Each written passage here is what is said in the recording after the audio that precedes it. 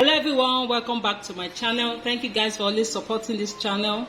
I want to say a very big thank you to all my subscribers. Thank you guys so much. So in today's tutorial we'll be learning how to cut off shoulder princess dart. So please, if you have not subscribed to this channel, please subscribe, press the notification bell to get notified whenever I upload a new video. Like and share this video. So this is the fabric I'll be using.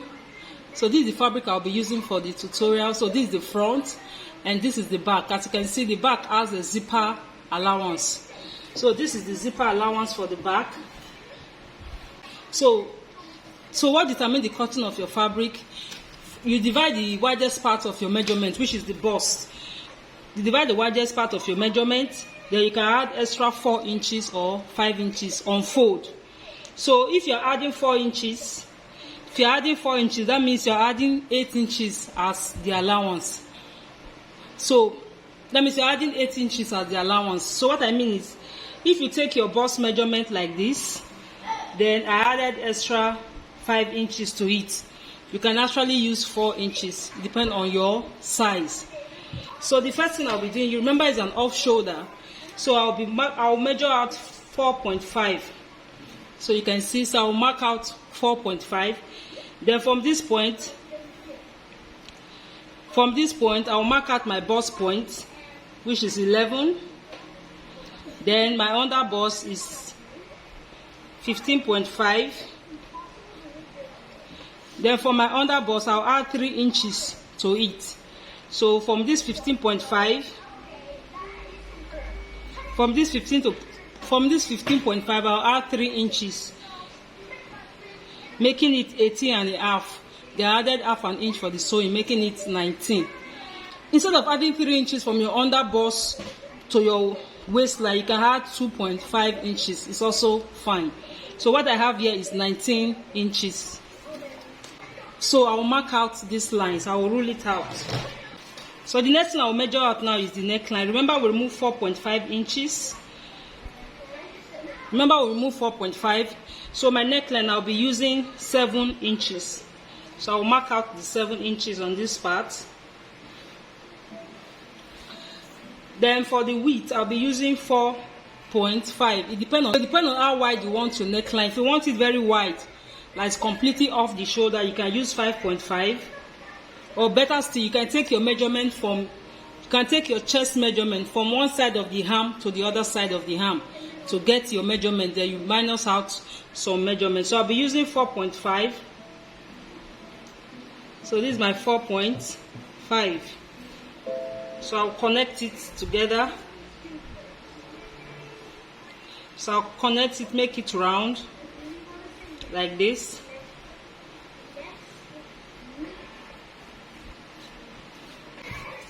So I'll connect my neckline. So the next thing I'll do, I'll get my nipple to nipple measurement. My nipple to nipple measurement is 9 inches. If I divide it by 2, I have 4.5. So I'll be adding extra half an inch, making it 5 inches. So I'll mark out 5 inches on this part. Okay. Then so this is my 5 inches. Then the under bust, I have 5 inches there. I'll minus out half an inch, making it 4.5 on this part. So I'll mark out 4.5 on this part. The same thing here, 4.5.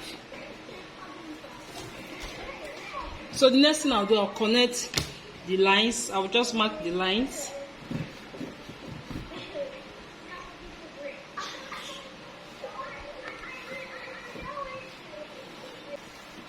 So the next thing I'll be measuring out is the armhole measurement. For the armhole measurement, you divide your bust measurement by 6 plus 1.5. You can decide to use 1 inch. So 43 divided by 6 plus 1.5, I have 8.6. So 8.6, I'll take my measurement from here,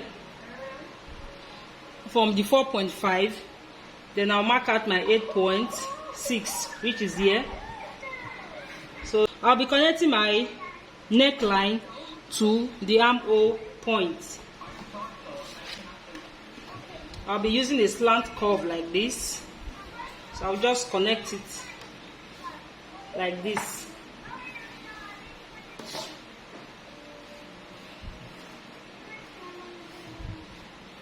What we have. Then the next thing, I'll go to the underboss. So for a bust 43, I'll be using 2.5. So that 2.5 depends on how busty you are. If your bust measurement is not that big, you can use 2 inches, and if it's small, you can use 1.5 inches. But for me, I'll be using 2.5. So it depends on how busty you are. So here is 2.5. Then so this bust line, I will extend it up. I will extend it up like this. These 2.5 inches I took from the underbust, I will also take the same 2.5 inches on this part, as you can see. So this is the line I'm using, this line. So I'll measure out my 2.5. So the next thing to do is to shape out the bust area. So from the bust point, I'll mark out 1 inch. Then from here, I'll also mark out 1 inch. So from this point to this point, 1 inch. From here to this point. While we are marking this part, so we are marking this part to make this bust part very smooth. Because if you connect it directly to this point, when you sew, it will point. It will point. So 1 inch is here, 1 inches. Then I'll connect it to this line like this, in a curvy way like this.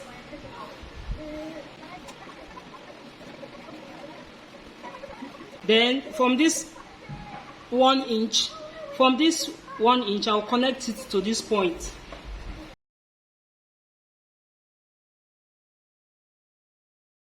So I've connected it, so I'll just extend it down like this. So this is what we have. So after getting out our curve, the next thing to do is to take our body measurement. So my bust point is 43 divided by 4. I have 10.75, so I'll place it on this part. Then I'll add extra 2 inches or 2.5 inches to it on this part. Then my round underbust measurement, divided by 4. So this is what I have. I'll place it here. Then this measurement I have here, 2.5 plus 2.5, so I'll be adding extra 5 inches to it. So I'll do the same thing for the waistline, measurement by 4. Then this 2.5 inches plus my allowance, I'll be adding it to it. So this is what we have.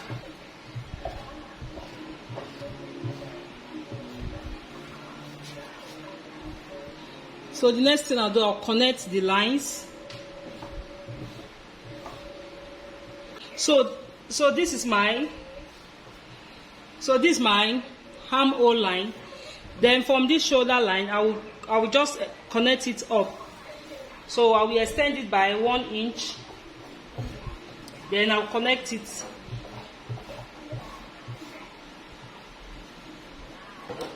As you can see, I'm cutting the front and the back together.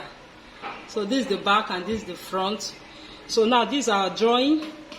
From this, so this is the neckline, and this is the armhole line. This point, this is the armhole line. Then this is the bust point, the underbust, and the half length, which is also the waist.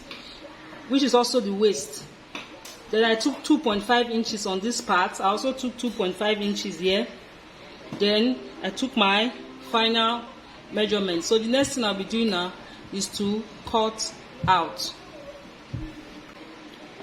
So I'll cut this part out. The neckline for the back and the front will be equal. You can decide to make the back lower if you want. I can decide to make it lower. So I'll be cutting out the neckline.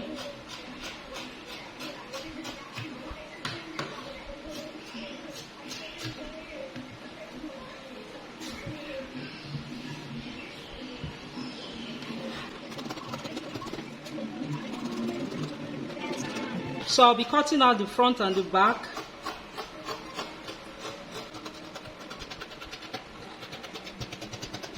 So I'll notch the bust point. Then I'll remove the front. Then I'll shape out the back. I'll remove the bust cut on the back.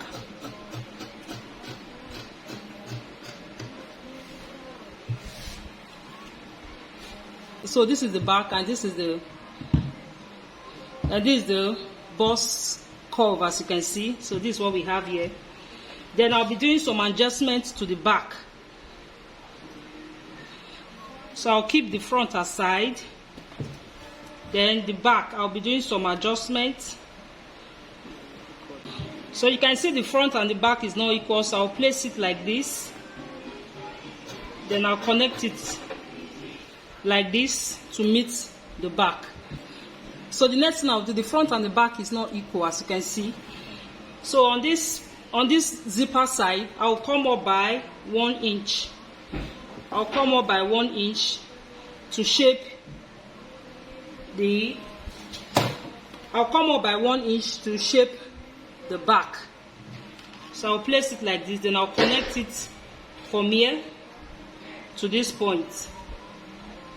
You can decide to sew yours. You can decide to make yours straight if you want to, but I'll connect it.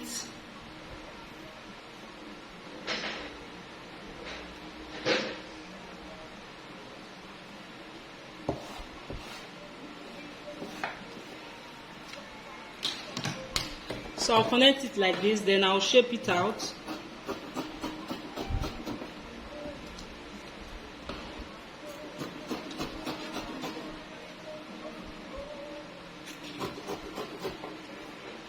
So this is it. Then also for the zipper line, for the zip, to avoid bulge, I will come in by 1/2 inch. I'll come in by 1/2 inch on this part. Then I will reconnect the zipper line from this point, from this line. I'll connect it to meet this 1/2 inch.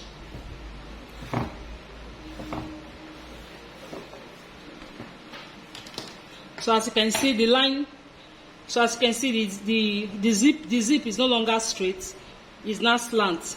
So I'll quickly notch where the zip will be, and also notch this upper side.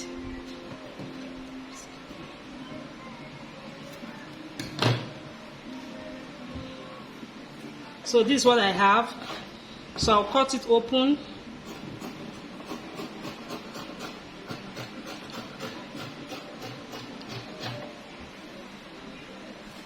So this is what we have. So this is the front, as you can see, and this is the back. So this is the back and this is the front. So for the lining, you cut exactly what you have here for the lining, then you pad it, then you sew. After sewing, at the bottom part, you can decide to add flare or any other thing you want to add to it. I'll be posting a video on how to pad and also how to cut the off-shoulder sleeve, and also how to join the sleeve, and also how to join the blouse, and also how to join the top together. So thank you for watching. Don't forget to like, share and subscribe.